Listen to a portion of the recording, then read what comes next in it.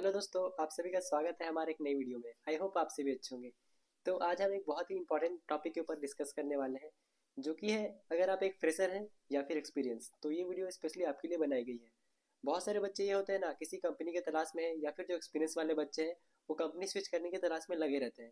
लेकिन कौन कौन से ऐसे की फैक्टर्स हैं जो उन्हें पता होना चाहिए किसी नई कंपनी को ज्वाइन करने से पहले, किसी भी नए ऑर्गेनाइजेशन को ज्वाइन करने से पहले। तो प्लीज़ इस चीज़ को समझने के लिए इस वीडियो को एंड तक जरूर देखिएगा। तो जब भी हम एक नई कंपनी को ज्वाइन करना चाहते हैं ना, तो उनके बारे में हम एटलीस्ट क्या क्या पॉइंट्स पते होने चाहिए, क्या क्या चीज़ें पता होने चाहिए उस कंपनी को ज्वाइन करने से पहले, ताकि हमें बाद में उस कंपनी को ज्वाइन करने के बाद पछतावा, किसी तरह का पछतावा ना देखने को पड़े। तो इस वीडियो को ज़्यादा लंबा ना करते हुए चलिए इस वीडियो को समझते हैं और उन पॉइंट के ऊपर डिस्कस करते हैं। तो सबसे पहले पॉइंट्स पे आता है हमारा कंपनी स्टैंडिंग एंड रेपुटेशन। किसी भी कंपनी को ज्वाइन करने से पहले उस कंपनी के क्या स्टैंडर्ड्स है, क्या रेपुटेशन है, ठीक है, क्या मान सम्मान है रियल में, इसके बारे में हमें पता होना चाहिए। उसके बाद कंपनी के रिव्यूज़ उसके वेबसाइट में जाकर चेक कर सकते हैं, यूट्यूब पे, गूगल पे सर्च कर सकते हैं। उस कंपनी के बारे में न्यूज़ पढ़िए और आर्टिकल्स पढ़िए, उस कंपनी के बारे में थोड़ा जानिए, तब जाके किसी कंपनी को या ऑर्गेनाइजेशन को ज्वाइन कीजिए। उस कंपनी को कौन कौन से अवार्ड्स दिए गए हैं पहले, और कौन कोई रिकॉग्निशन से उन्हें नवाजा गया, इसके बारे में आप थोड़ा सा छानबीन कर सकते हैं। ये उस कंपनी को समझने का सबसे आसान तरीका है। उसके बाद उस कंपनी का वर्किंग कल्चर आपको समझना पड़ेगा। उसमें जो भी वर्किंग एम्प्लॉयज़ है उनसे आप कांटेक्ट कर सकते हैं। मान लीजिए किसी कंपनी पे आपका इंटरेस्ट है, गूगल में जाइए, उनके जो कमेंट्स होते हैं, जो भी एम्प्लॉयज़ के कमेंट्स होते हैं, उनसे आप कांटेक्ट करके और उस कंपनी के बारे में आप रिसर्च कर सकते हैं। उसके बाद उस कंपनी का क्या मिशन है, क्या वैल्यूज़ है, क्या एम है उस कंपनी का आने वाले 2-3 साल में, 4 साल में ग्रो करने का, इसके बारे में आप थोड़ा जान सकते हैं।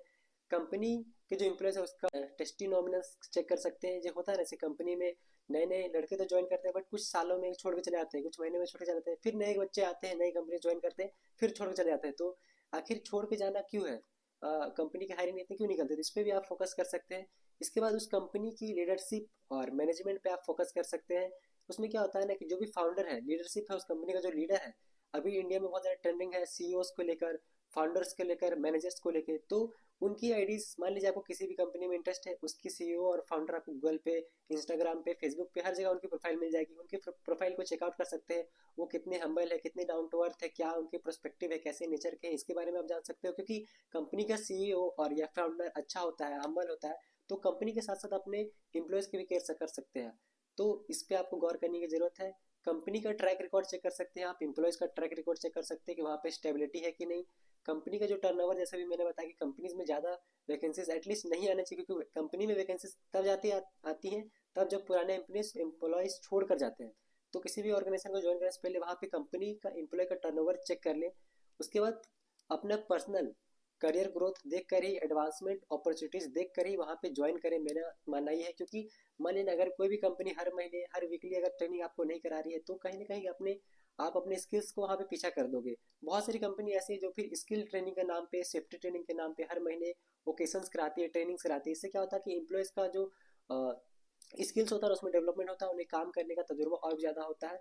तो उस पर आप गौर कर सकते हो। प्रमोशंस पे गौर कर सकते हो कि किसी भी ऑर्गेनाइजेशन को आप जब ज्वाइन करो, तो आने वाले 2 साल 3 साल में आपको प्रमोशंस देखने को मिले, सैलरी में भी इंक्रीमेंट देखने को मिले, कुछ एडवांसमेंट सीखने को मिले। उस पर आप कर सकते हो। जॉब स्टेबिलिटी पे कर सकते हो काम, कि कहीं भी आप ज्वाइन करो तो ऐसा नहीं कि साल 2 साल में छोड़ दो। जॉब स्टेबिलिटी होनी चाहिए एटलीस्ट, कि हाँ मैं इस कंपनी ज्वाइन करा, जब तक मेरा मन है तब तक अब मैं काम कर सकता हूँ। ऐसा नहीं कंपनी के 2 साल बाद 3 साल बाद मुझे निकाल दे। तो जॉब स्टेबिलिटी के ऊपर भी आपको फोकस करके किसी कंपनी को ज्वाइन करना है। इसके साथ साथ बहुत सी चीज़ें आती हैं, जैसे कंपनसेशन एंड बेनिफिट्स पे आप काम कर सकते हो। सैलरी का जो रेंज होता है, आपके ट्रेनिंग के टाइम पे जो सैलरी है और कंफर्मेशन के टाइम पे सैलरी है, उस पर आप कवर कर सकते हो। आपके एक्सपीरियंस बेसिस पे आप अपनी सैलरी को नाप सकते हो। इस पर भी आपको गौर करने की जरूरत है। उसके साथ साथ क्या है ना, इक्विटी एंड बोनसेस, कंपनी आपको बोनस प्रोवाइड कराती है कि नहीं किसी भी ओकेजन्स में, किसी फेस्टिवल में, इस पर भी आप ध्यान दे सकते हो किसी भी ऑर्गेनाइजेशन को ज्वाइन करने से पहले। इसके साथ साथ इक्विटी का मतलब यहाँ पे ये है ना, कि कोई भी कंपनी जब ग्रो करती है ना, तो अपने शेयर्स को या अपने स्टॉक्स को अपने एम्प्लॉयज़ के साथ शेयर करती है। बहुत सारी बड़ी कंपनी से, छोटी कंपनी नहीं ऐसे करती है। तो अगर ऐसा भी अपॉर्चुनिटीज़ आपको मिले तो वो भी अच्छी, क्योंकि कंपनी के साथ साथ आपके भी पर्सनल ग्रोथ उसमें शामिल होगी, क्योंकि आप भी मेहनत करो तो कंपनी के साथ साथ आपको भी वहाँ पे फायदा देखने को मिलता है। साथ ही साथ वर्किंग आवर पे भी आप गौर कर सकते हो। जैसे बहुत सारी कंपनीज का है ना, 8 आवर का वर्किंग आवर है, 9 आवर का है, तो वही ठीक है। लेकिन बहुत सारी कंपनीज का है 8 आवर बोल के 10 घंटे 12 घंटे काम कराती है, तो वो भी हमारे हेल्थ के लिए अच्छा नहीं है, हमारे करियर के लिए भी अच्छा नहीं है।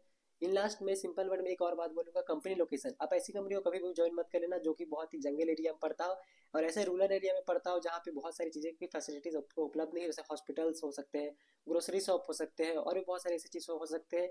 और कंपनी ऐसी होती है कि बहुत सारे ऐसी लोकेशन हो जाती है ना कि आपको अपने पर्सनल चीज़ों का भी सामान वहाँ पे नहीं मिल पाता। तो इन सारी चीज़ों पे गौर करने की ज़रूरत है।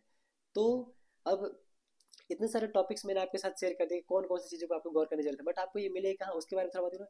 हर कंपनी का अपना एक वेबसाइट होता है, वहाँ पे जाके उस कंपनी के बारे में जान सकते हो, उसके सीईओ के बारे में जान सकते हो, उसके फाउंडर्स के बारे में जान सकते हो, उसके बारे में रिसर्च कर सकते हो, तब आपको वहाँ आसानी होगी।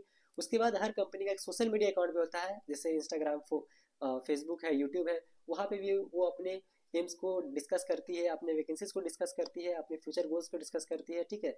और क्या क्या कंपनीज अपने एम्प्लॉयज़ को फैसिलिटीज प्रोवाइड करते हैं उसके बारे में भी वहाँ पे वो सभी सारी चीज़ें शेयर करती है। तो वहाँ पे भी आप उसके बारे में रिसर्च कर सकते हो, न्यूज़ आउटलेट्स में बारे में पढ़ सकते हो, क्या इंडस्ट्री के जो फॉरम्स होते हैं उसमें जाके आप पता कर सकते हो। और सोशल मीडिया पे तो आजकल हर चीज़ खोजना आसान है। तो आई होप आप लोग वीडियो कंटेंट पसंद आया होगा। मैंने भी बहुत सारे टॉपिक्स के बारे में कवर किया और हर चीज़ से रिलेटेड आपको यहाँ पे फोटो और टेक्स्ट मेरे डिस्प्ले में दिख गया होगा। और इसी तरह के कंटेंट के लिए प्लीज़ हमारे चैनल को लाइक और वीडियो को सब्सक्राइब जरूर कीजिएगा। और आपको किसी भी कंपनी से रिलेटेड या किसी भी तरह का क्वेश्चन आपके मन में है तो प्लीज़ कमेंट सेक्शन में अपनी राय दें, हम उस पर भी वीडियोस बनाने की कोशिश करेंगे। तब तक मिलते हैं किसी नेक्स्ट वीडियो में किसी नए टॉपिक के साथ। जय हिंद, जय भारत।